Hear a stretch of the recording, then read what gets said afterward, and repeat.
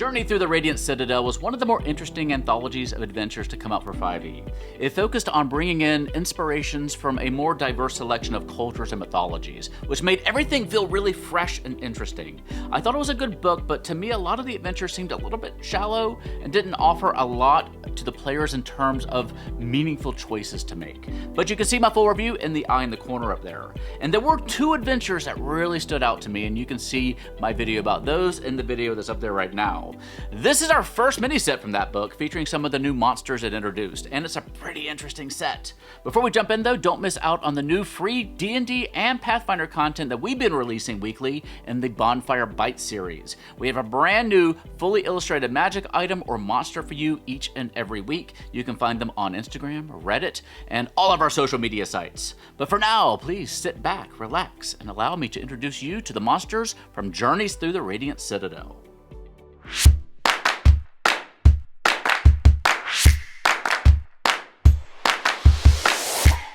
Today's video is brought to you by Hit Point Press. The deck of many animated 5e reference cards can bring even more magic to your games, and they make fantastic gifts.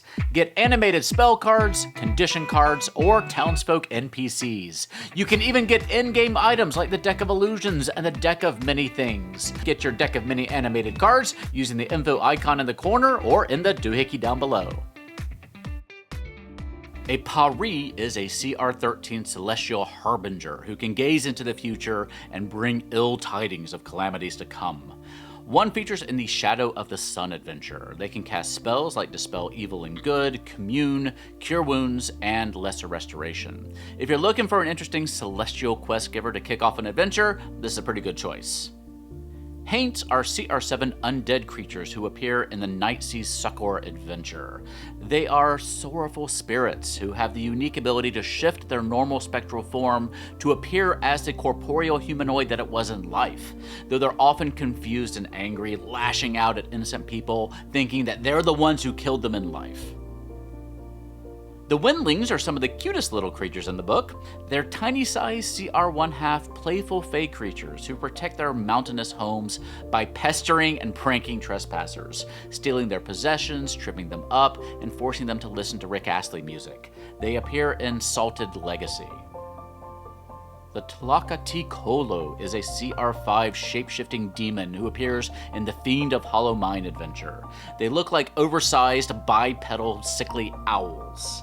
And indeed, they inflict illness on mortals and then feed off of their heat and life force. Sunlight keeps the disease at bay, but come nightfall, most will succumb. The Aurumvorax Den Leader is a CR4 monstrosity that appears in the Gold for Fools and Princes adventure. It's an aggressive, 8-legged, badger-like omnivorous hunter. Its fur has a golden sheen due to the metal that it consumes in its diet. The Den Leaders like this are larger and deadlier, making them medium in size rather than small. Tlexolotl are big-ass molten axolotls who sleep for centuries and then wake up big hungry and go on a massive binge before passing out again.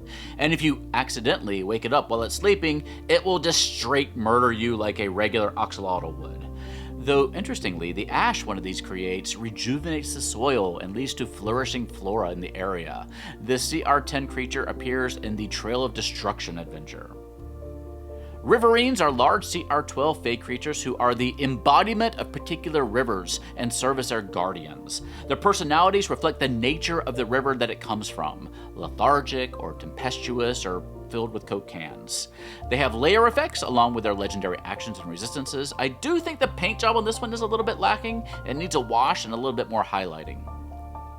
And finally, straight out of the creepypasta database, it's the Whistler, CR9 Far Realm aberrations who have a constant blur effect on them as they fluctuate with a perpetual cosmic uncertainty.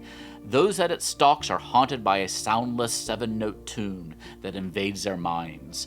Whistlers appear in the Orcas of the Invisible Mountain adventure. It's a pretty solid set of minis here. The paint schemes on some of them are just a little bit plain. It's going to be nice when we can get a premium quality paint job on all the figures that WizKids makes. But the selections of creatures that they made here is really good. I think you can lift a lot of these and place them into whatever adventure you're running. And most of them offer some really interesting story opportunities. The sickly owl who spreads a disease with a dire countdown. The Riverine who represents an important waterway in your story. Or the Haint who can appear as immortal even though he's undead. And the Whistler just ready for whatever horror one-shot that you want to run. The only other drawback to receiving the minis in sets like this is that some of the adventures in the official book here call for multiples of some of these minis. You need, for example, 2 of the Whistlers for the Orchids adventure. And now, of course, there weren't enough new monsters in the book to warrant a full booster set from WizKids, but it's a little bit of a shame that you have to buy multiple full sets in order to run some of the adventures as written. But hey, at least we have minis for these creatures now. And some aftermarket dealers will break up sets like this and let you buy singles. The Monsters box set from Journeys Through the Radiant Citadel is available now and will run you between $80 and $90, which feels a little bit high. It's the same price as some of the classic monster collections. But let me know what you think about it in the comment section down below. And don't forget to check out the animated reference cards at Hit Point Press. And we're also in the middle of reviewing their newest showcase adventure, Heckna. We're starting off by showing you some of the minis, and we're going to have a review of the adventure coming up here soon too. I'm also working on reviews for the new Marvel and Doctor Who role-playing games, so stay tuned for that as well. In the meantime, you can find us on social media at one of the sites over here. And don't forget to check out our new Bonfire Bites series of free content available for those on those sites. And you can also find it over on our subreddit at r/thegallantgoblin. That's for 5e and Pathfinder. But for now, please stay safe, have fun, love each other, and I will see you next time at the Gallant Goblin.